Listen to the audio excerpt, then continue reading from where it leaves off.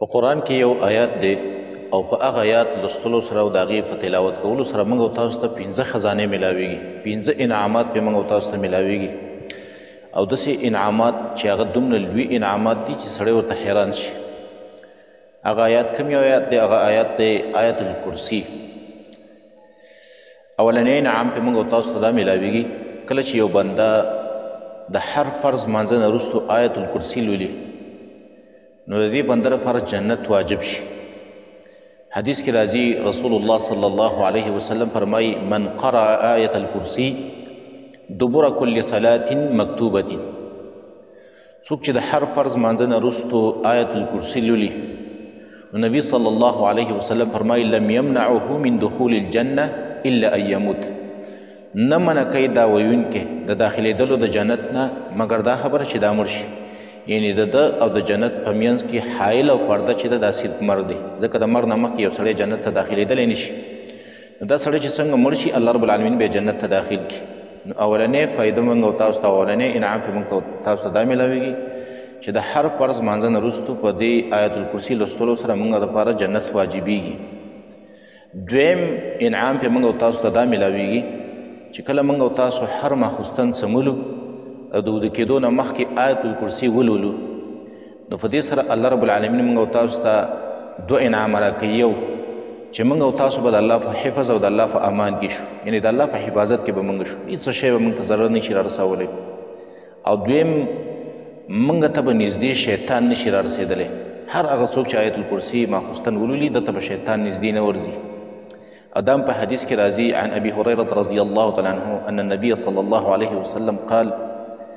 ابي هريره رضي الله تعالى عنه فرمایي رسول الله صلى الله عليه وسلم فرمایلی دي، یعنی ما ته نبی صلی الله علیه وسلم وفرمایل چې اذا اویت الى فراشک، کله چې ته خپلې بسترې له لاړ شي نو فقرأ آیت الکرسي، ته آیت الکرسي لوله.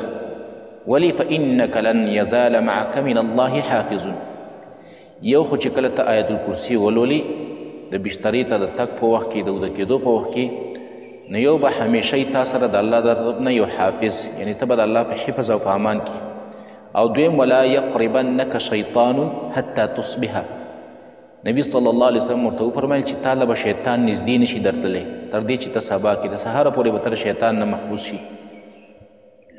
درېیمه خزانه چې موږ او تاسو ته میلاویږي هغه دا میلاویږي چې په دې آیت الکرسي کې د الله اسم اعظم دی.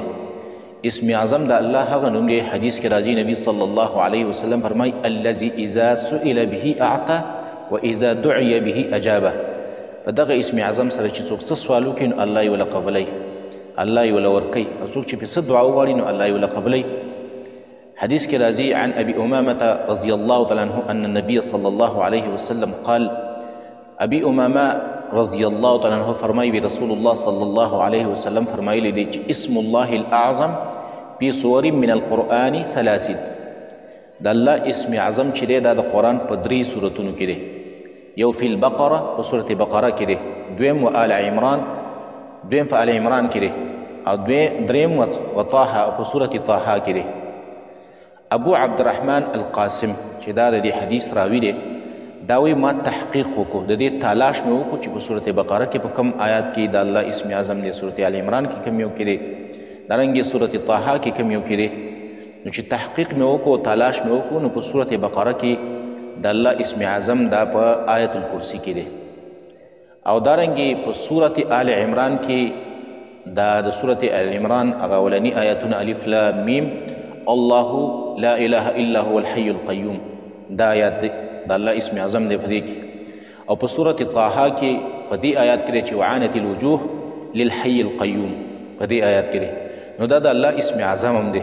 صورت آیت الکرسي چې څوک د دعا نه مخکې ووایي او بیا د الله نه څوک دعا وغواړي نو الله به وله دعا قبوله کړي، څوک پرې د الله نه څه شی وغواړي نو الله به وله ورکړي. او څلورمه فایده موږ په دې کې دا ده په دې آیت الکرسي کې او څلورم انعام پې موږ او تاسو ته دا میلاویږي چې دا آیت الکرسي چې دا په قرآن کې د ټولو نه لوی شان والا آیات دی. او دا په حدیث کې راځي قرآن ټول لوی عظیم الشان کتاب دی، خو آیت الکرسي ته پکې د ټولو نه لوی آیات لوی عظیم الشان آیات ویلی شوی دی. نبی صلی الله علیه وسلم یو ځل د ابی ابن کعب نه تپوس وکړو یا ابا المنذر یا ابا المنذر ابو المنذر دا د ابی ابن کعب کنیت دی راته ویل چې اتدري ای آیت من کتاب الله معك اعظم د الله په کتاب کې د ټولو نه لوی آیات کم یو دی نو ابی ابن کعب وی ما ورته ویل چې یا رسول الله الله ورسوله اعلم الله او د الله رسول ښه پوهېږي ما څه علم نشته وی نبي صلی الله علیه وسلم بیا زمانه دا تپوس وکړو چې د الله په کتاب کې د ټولو نه لوی آیات کم یو دی عظیم الشان آیات کم یو دی نو ما ورته ویل چې هغه آیت الکرسي ده نو نبي صلی الله علیه وسلم ما ته ویل چې ستا علم دې تا ته مبارک شي ای ابا المنذره دا د ټولو نه عظیم الشان آیات دی او پنځمه خزانه پې موږ او تاسو ته دا میلاویږي هر هغه څوک چې هغه آیت الکرسي لولي ماښام هم لولي دارنګې د هر فرض مانځه نه وروسته هم لولي دا بنده به که زنانه ده که نارینه ده دا به الله رب العالمین د سحر او د جادو نه محفوظ کړي نظر د بد نظر د جادوګرو د جادو نه د سحر نه د دې هر څه نه به الله رب العالمین محفوظ کړي او د ده حفاظت به